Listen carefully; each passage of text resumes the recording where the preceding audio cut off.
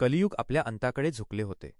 पृथ्वीवर सगळीकडे अन्याय आणि अधर्माचा अंधकार पसरला होता. माणसाच्या मनातली करुणा आणि सत्य हरवले होते. लोकांना एकमेकांबद्दल प्रेम नव्हते, फक्त स्वार्थ आणि लोभ दिसत होता. धर्माच्या रक्षणासाठी लढणारे सज्जन लोक अशक्त आणि निराधार झाले होते. स्वर्गात हे सारे पाहून भगवान विष्णूंचे मन दुःखाने भरले.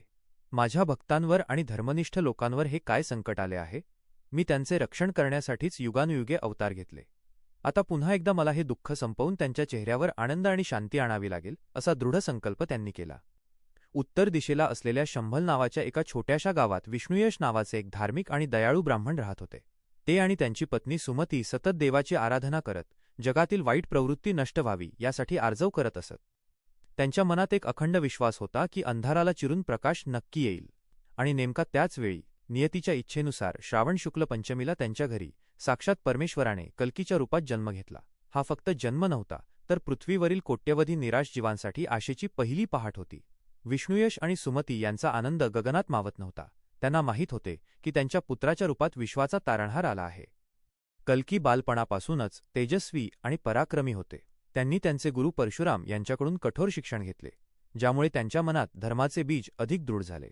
जसजसे ते मोठे झाले तसतसे त्यांच्या मनात अधर्माबद्दल तीव्र संताप निर्माण झाला. पांढराशुभ्र देवदत्त नावाचा घोडा घेऊन आणि हातात चमकणारी रत्नाकर नावाची तलवार घेऊन जेव्हा कल्की युद्धासाठी बाहेर पडले, तेव्हा त्यांच्या चेहऱ्यावर असामान्य तेज आणि धर्माच्या स्थापनेचा दृढ निर्धार होता. ही लढाई सामान्य नव्हती. ही सत्याची असत्याविरुद्धची, न्यायाची अन्यायाविरुद्धची लढाई होती. कल्कींनी आपल्या तळपत्या तलवारीने एकामागून एक क्रूर आणि अत्याचारी राजांचा तसेच कली राक्षसाच्या सैन्याचा निपात केला. हा महासंहार पाहताना काही क्षण वेदना जाणवली, पण प्रत्येक वारा धर्माच्या पुनरुज्जीवनाची आणि सज्जनांच्या सुटकेची ग्वाही देत होता.